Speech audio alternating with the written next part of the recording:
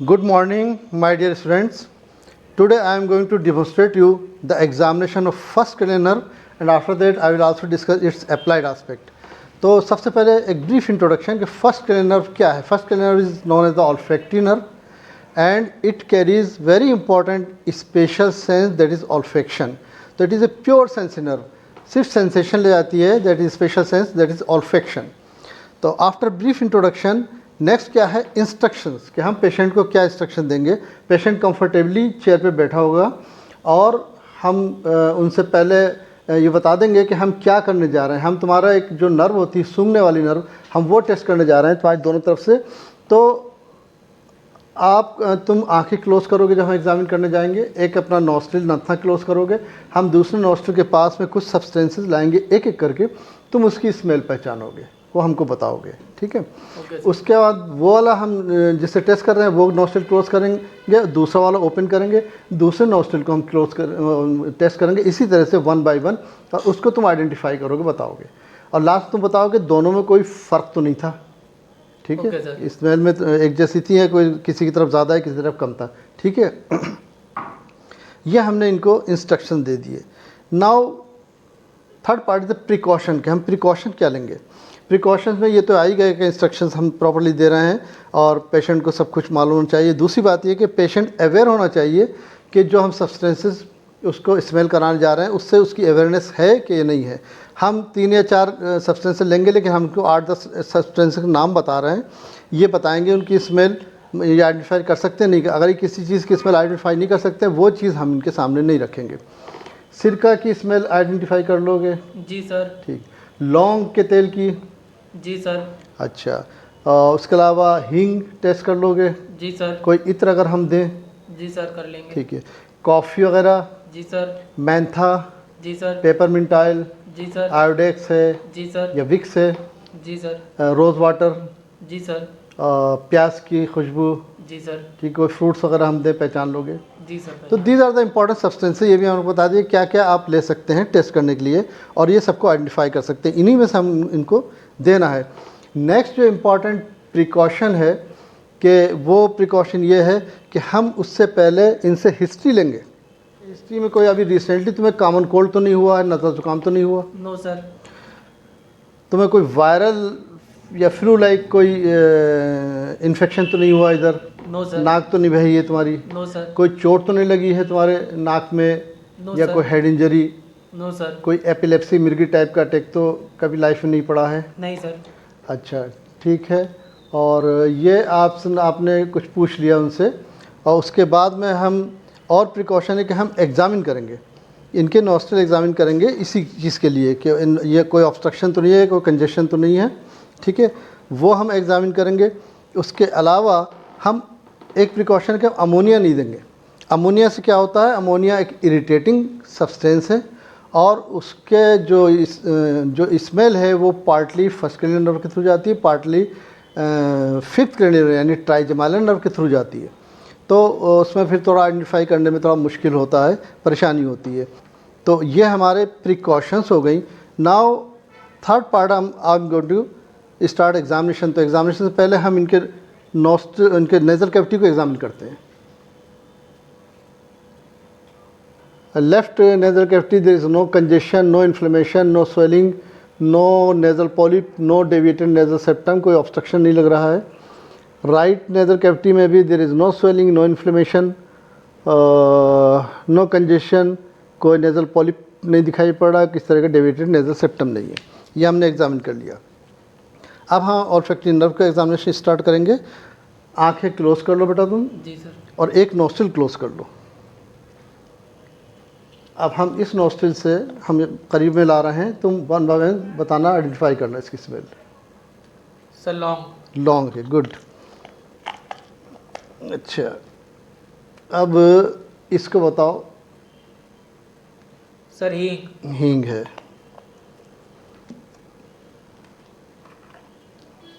ये क्या है? सर सिरका. सिरका है. ये क्या चीज़ है? Sir coffee.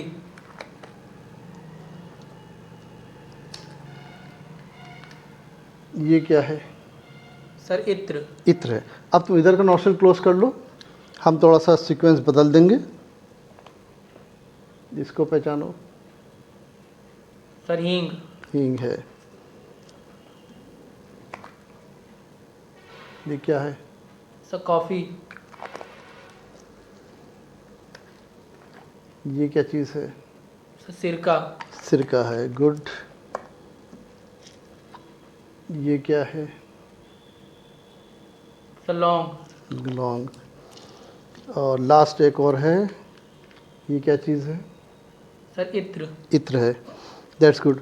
तो अब तुम आंखें खोल लो बेटा। ठीक है बेटा, ये दोनों तरफ के नोस्ट्रिल हमने एग्जामिन कर लिया, नेजल कैविटी एग्जामिन कर ली। अभी बताओ, इधर भी तुमने स्मेल फील करी, इधर भी स्मेल फील करी, दोनों में कोई डिफरेंस तो नहीं था? नहीं सर, कोई डिफरेंस नहीं। जो सारे जो आपने ये सब्सटेंसेस स्मेल किए हैं सब सेम थे? जी सर, सेम थे सब।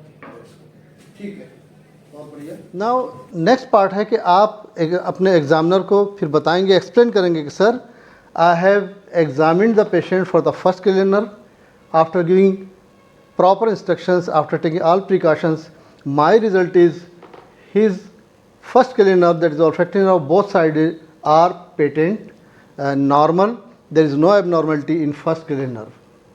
ठीक है, ये हमारा एग्जामिनेशन कंप्लीट हो गया।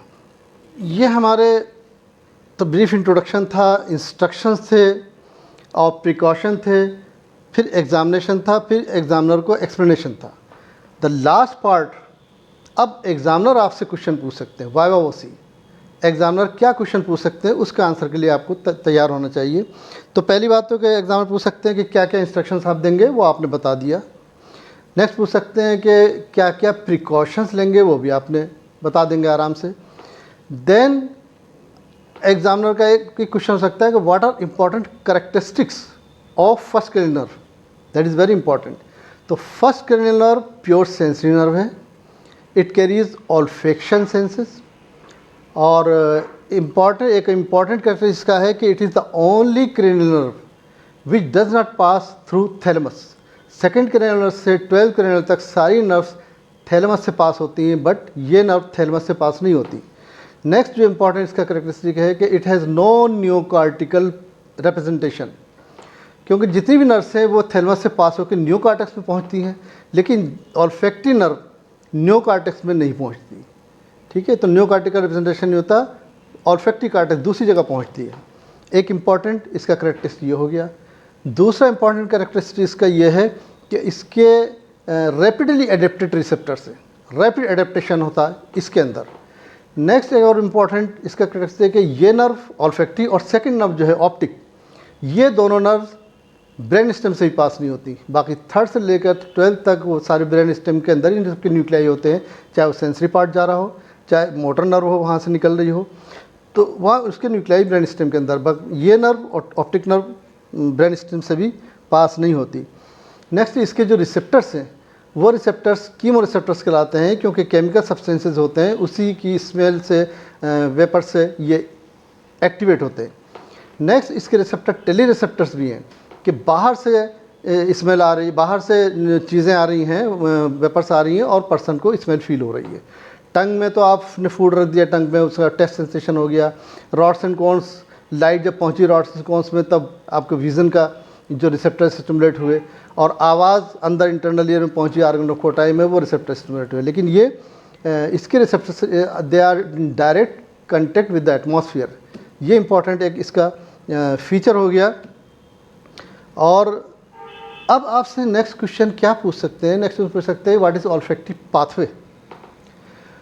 तो आप बताएंगे सर ये जो नेज़ल कैविटी है इसके अंदर नेज़ल म्यूकोजा में इसके रिसेप्टर्स हैं, ऑल्फैक्टिव रिसेप्टर्स, बाइपोलर सेल्स हैं, सीलियाँ हैं इसके अंदर, और 10 मिलियन से लेके 100 मिलियन तक ये रिसेप्टर्स होते हैं।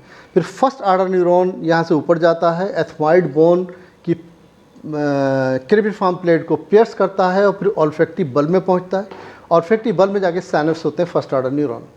ऑल्फैक्टिव बल्ब से सेकेंड आर्डर न्यूरॉन निकल रहे हैं और वो ऑल्फैक्टिव ट्रैक्ट बना रहे हैं, और ऑल्फैक्टिव ट्रैक्ट से के बाद में ये 2 ट्रैक्ट में डिवाइड हो जाता है। एक ट्रैक्ट पहुंच रहा है ऑल्फैक्टिव कार्टेक्स पाइरिफॉर्म लोब के थ्रू ऑल्फैक्टिव कार्टेक्स में और हिप्पोकैम्पस में, जहां आइडेंटिफाई कर रहे हैं आप स्मेल और सब्सटेंस आइडेंटिफाई कर रहे हैं।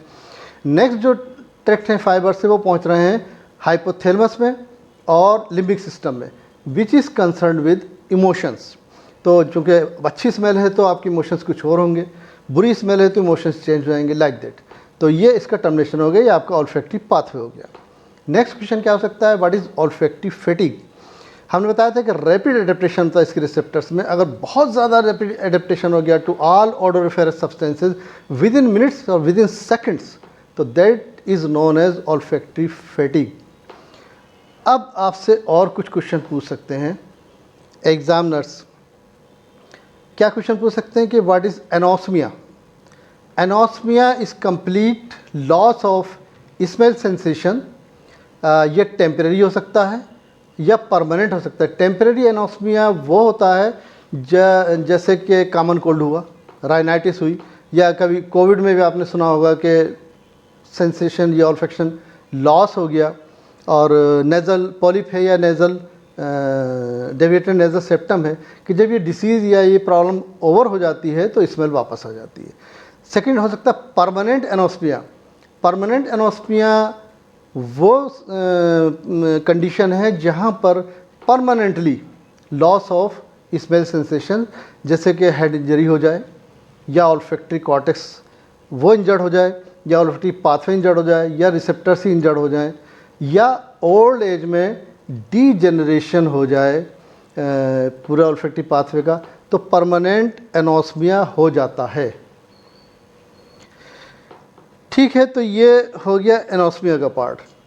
सेकंड आपसे वो पूछ सकते हैं कि व्हाट इज़ हाइपोस्मिया। हाइपोस्मिया में सेंसेशन लॉस होते हैं, कंप्लीट लॉस नहीं होते, लेकिन सेंसेशन डिक्रीज़ हो जाते हैं, और काजेज़ वही हैं जो एनोस्मिया के काजेज़ हैं। नेक्स्ट आपसे क्वेश्चन पूछ सकते हैं what is parosmia. Parosmia is perverted sense, perverted smell, यानी अल्टर्ड स्मेल हो गई, मतलब स्मेल जो है चेंज हो गई। फॉर एग्जांपल आपको कोई रोज़ वाटर आप स्मेल आपको वो दे रहे हैं, लेकिन वो रोज़ वाटर पहचान नहीं पा रहा, वो स्मेल तो मौजूद है लेकिन स्मेल किस चीज़ की है वो नहीं पहचान पा रहा, तो ये परवर्टेड पेरोस्मिया हो गया। पेरोस्मिया के भी रीज़न काजेज यही हो सकते हैं जो एनोस्मिया और हाइपोस्मिया के हैं। समटाइम्स ब्रेन ट्यूमर में भी पेरोस्मिया हो जाता है। Then next what is hyperosmia. Hyperosmia का मतलब है कि स्मेल सेंसेशन बहुत ज़्यादा हो गए, बहुत ज़्यादा बढ़ गए। वो किस कंडीशन हो सकती है, तो जो एड्रिनल ग्लैंड की इनसफिशिएंसी, इसमें हाइपरोस्मिया हो जाता है। प्लस कभी कभी हेड इंजरी हुई या ऑल्फैक्टरी ट्रैक्ट में इंजरी हुई तब भी हाइपरोस्मिया हो जाता है। एंड समटाइम्स प्रेग्नेंट वुमेन में भी हाइपरोस्मिया हो जाता है। ठीक है, तो ये आपके क्वेश्चन हो गए। एक क्वेश्चन आपसे पूछ सकते हैं व्हाट इज़ ऑल्फैक्टरी हेलुसिनेशन, यानी समटाइम्स कहाँ वहीं पे कोई भी ओडोरिफेरस सब्सटेंस नहीं है लेकिन पर्सन को स्मेल फील हो रही है, हेलुसिनेशन ऑफ ऑल्फैक्शन। ये किस कंडीशन हो सकता है, ये एपिलेप्सी में हो जाता है। एपिलेप्सी में before the attack of grand mal epilepsy, that is pre epileptic aura कहलाता है, जिसमें कि थोड़ी सी नॉजेटिंग फीलिंग हुई, कुछ अजीब सा उसको लगने लगा, उसमें इससे ऑल्फैक्शन के सेंसेशन भी उसको महसूस होने लगे, एंड सडनली उसको अटैक पड़ा ग्रैंड मेल एपिलेप्सी का। तो दैट इज़ ऑल्फैक्टरी हेलुसिनेशन का एक काज आपको बताया। लास्टली एक क्वेश्चन और भी पूछ सकते हैं आपसे एग्जामिनर, तो वही मालूम होना चाहिए कि ह्यूमन बीइंग माइक्रोस्मेटिक्स हैं या मैक्रोस्मेटिक्स हैं। तो ह्यूमन बीइंग, और ये क्या है, क्या मतलब हुआ इसका, human beings are microsmatics. Human beings है एपिज हैं, मंकीज़ हैं, गोरिल्ला है, लंगूर है, ये सब प्राइमेट्स वगैरह ग्रुप में जो आते हैं, ये सब माइक्रोस्मेटिक्स हैं। माइक्रोस्मेटिक्स का मतलब होता है कि इनकी स्मेल पावर बहुत ज़्यादा डेवलप नहीं होती, क्योंकि इनके जो ऑल्फैक्टरी म्यूकस मेम्ब्रेन है वो एरिया बहुत बड़ा एरिया नहीं है, स्मॉल एरिया है कंपैरेटिवली। तो ये दीज आर नोन एज माइक्रोस्मेटिक्स। मैक्रोस्मेटिक्स वो एनिमल्स हैं जिनकी स्मेल पावर बहुत ज़्यादा स्ट्रांग होती है, क्योंकि उसके म्यूकस मेम्ब्रेन के जो एरिया जहाँ पे रिसेप्टर्स है वो वेल डेवलप्ड है, बहुत ज़्यादा बड़ा एरिया है, तो उनकी स्मेल पावर भी बहुत ज़्यादा स्ट्रांग होती है। जैसे डॉग्स हैं, रैबिट्स हैं, रेट्स हैं, माइस हैं, इवन जो बियर हैं, भालू वगैरह वो लोग हैं, या पिग हैं, ये मैक्रोस्मेटिक्स कहलाते हैं।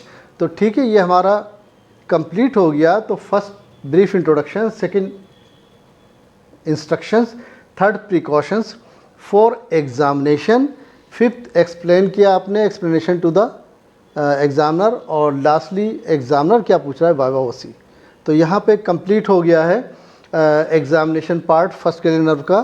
सो in the last I express my thanks to my lab technician mister Ankit, जो इस वक्त मेरे सब्जेक्ट बने हैं, and I am also thankful to my another lab technician mister Himanshu, जो इस वक्त वीडियो बना रहे हैं, and I am also thankful to all my faculty members who supported me to prepare this video, and I am extremely thankful to all of you my students, my viewers, जो सब watch कर रहे हैं हमारे video को।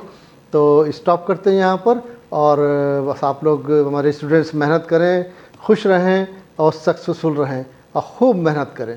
Thank you very much.